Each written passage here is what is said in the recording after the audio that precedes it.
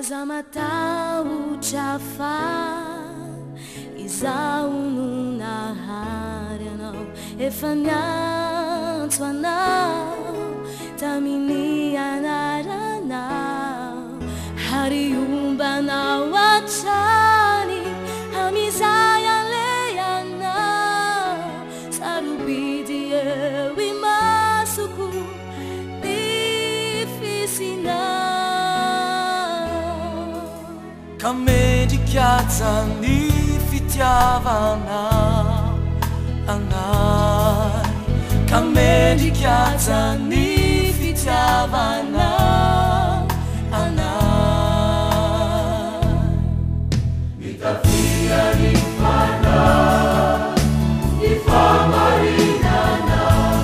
saina rotsakidiray tawanisanaka ampaenanao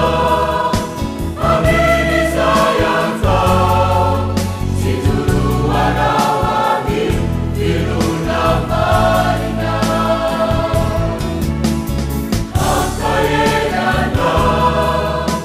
aminizayantao situluanao ami filuna marina